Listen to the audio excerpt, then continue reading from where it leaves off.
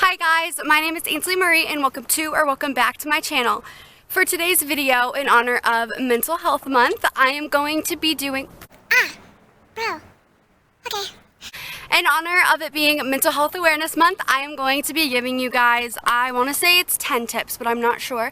I'm just going to be giving you guys some advice or some tips on how to deal with it in a better, healthier way. I suffer from a lot of mental health issues, so I understand how self-harming sometimes can be helpful. I don't know what other things I did, because that was a long time ago. But I definitely understand how negative coping skills might be helpful for you guys right now. But I'm going to give you guys some healthier ones that I think could benefit you guys a lot better in the long run. So yeah, let's just get started. So how I handle my mental health, the first thing that my therapist always told me to do was plug hotline numbers into your phone. So I will link all the numbers that I have in my phone in the description down below. Obviously you have the National Suicide Prevention Hotline, you have the, there's a teen line, and then there are also lines that are in your district. So those are the three that I have in my phone. Again, like I said, I'll list the two that are universal down below. And then the next thing I do is have a planner. So for me, a lot of my anxiety came from being alone, feeling like I had nothing to live for. So being able to have a planner and write out things. So whenever I was having anxiety or something, I would be able to flip it open and be like, okay, we can't kill ourselves today because we have something to look forward to on the 8th. We have something to look forward to Wednesday. Like, I just kept notes of basically all the things that I had to look forward to. And that really helped me stay out of my mind, kind of, because yes, I know, live in the moment, that's great, but sometimes you get too in the moment, and knowing that you actually do have things to live for is so helpful. The next thing is have one person that you can go to for a lot of things. This can either be a teacher, a parent, a guidance counselor, anybody that you want. For me personally, it was a journal for as long as I could think of. All I could do was go to my journal. I would write down my thoughts. I would summarize my day. I would just write to it. And that was really helpful for me. On the other hand, a lot of people, they don't like journaling, and I understand that. I respect that. It took a while for me to get into it, honestly. And then I became really close with my mom and my dad, and now they are my biggest supporters. All my teachers at school know, and I'm basically, it's really helpful. Honestly, it might be scary to come talk to your parents, and if you guys need advice on how I did that, or anything that I did to help me get ready to confront my parents and say, look, this is what's happening, this is how I'm feeling, I will gladly talk to you guys either one-on-one or make a whole video directed for that. And the next one that I have is, like I said earlier, how I like to journal. Keep a journal, honestly.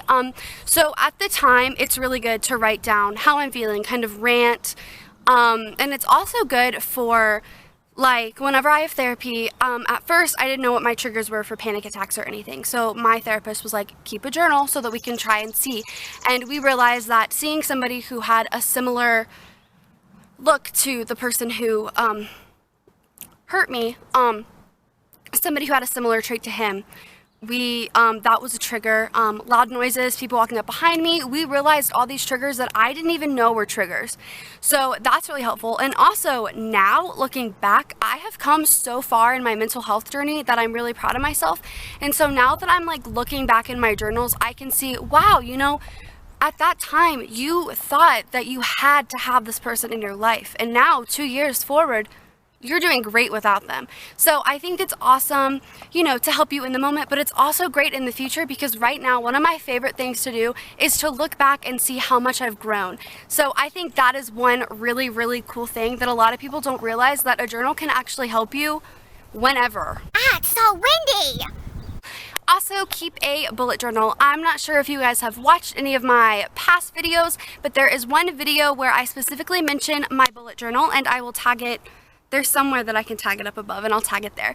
But anyway, what I do is I like anything creative. I love drawing, I love coloring, I love just doing all of it. So for me, what was really awesome is being able to like draw out this whole scene, draw little mini calendars, just awesome. And I get to track my mood for the day. I track some habits that I either want to break or I want to achieve. So Like, what I'm doing now is I'm trying to work out every day. I'm trying to drink only water. That's really not going well because I'm stealing my mom's Mountain Dews. And I'm also tracking my pill taking because I hate taking my pills. Like, I hate them. I literally hate them. But because I'm tracking them, I've realized that I've been taking them a lot more, and that's incredible. Also, I've been tracking my Bible and if I read my book every day. Honestly, it's kind of dumb for me to track if I read because it's a given that I'm going to read every day. But I just like to have something to color in. So, yeah, that's what I do. So, is that my dad?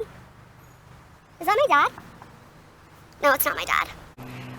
So yes, keep a bullet journal for me. And also, you don't even have to keep a bullet journal. Just have somewhere, like an outlet, honestly. Whether that's reading, singing, doing a sport, anything, honestly, just having a place that you can go or something to do that you leave your brain. So have certain things that you can do, kind of like how they mention it at the mental hospital, is have a tool belt and have different things that you can do to help you, you know, cope in times of need. And so for that, what I do personally is I do the safe place. I don't know if you guys have heard of that, but whenever I'm having a panic attack, I just take a deep breath and I think of my grandma's house at Myrtle Beach, and I'm like, you know what? We're at the beach, I'm reading my book, I'm okay. That's what I do. Also, there's grounding. I don't know if you guys have heard of that. There's so many different techniques, so whenever I mention what I do, don't come at me. I promise you, there's so many different ways. So you can obviously do like the mantra, like breathe in, breathe out. There's different types of breathing. What I like to do personally is I like to do, whenever I'm sitting in a room and I'm like about to like freak out, I go, okay, count how many blue things there are in the room. And I go, okay, there's 3 books, there's 1 wall painting, just stuff like that to get me out of my headset. And then there's something other people do. I'm not sure the exact number count, but it's like 5 things you see, 4 things you touch, 3 things you smell, 2 things you taste, 1 thing you hear. No, it's something like that though. I've only done it a couple times, but those times that I did do it, it was really helpful. So I would recommend that if you're more of like, for me, I just need to like keep my eyes on something, but for some people, I know that having to like touch things is really helpful for them. So if that's you, I would recommend doing some grounding techniques. The last thing I have is set aside time for you. So I understand hearing that you might be a little, kind of scared. I understand, because whenever I first started with my depression and my anxiety, being alone at night, that was the worst part. I could not do it. It was horrible. I just couldn't. So for me, hearing this, the first time I heard it, I was like, you are out of your mind. You're crazy. But honestly, this is the thing that helps me the most, is setting aside time for you. So while yes, I hate being alone, I also was overbooking myself to try to get me to be able to not be alone. So that was, I joined the cheer team, I got a job, I hung out with so many different people just so I didn't have to be at home in my room, if that makes sense. Oh. Hi, buds. You better not be a murder hornet. Blah, blah. Anyway, so some of the things that I like to do, obviously, I like to plan a girls' night where I just watch a movie by myself. I do a face mask. I basically, like in my planner, like I said, I'm a huge planner. I love to plan. I love it. I also love giving myself like an hour or 2 each day. Oh my gosh, why is this all glary? I don't even know who you are, but hello. You're kind of cute.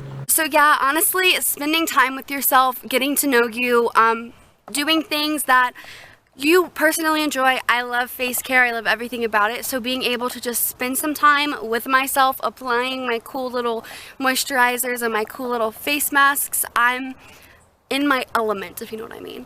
That is going to be it for today's video. Thank you guys so much for watching, and I hope that you guys liked it. So please give this a like and subscribe. I post every single Thursday at 5 p.m. I'll see you next week. Bye!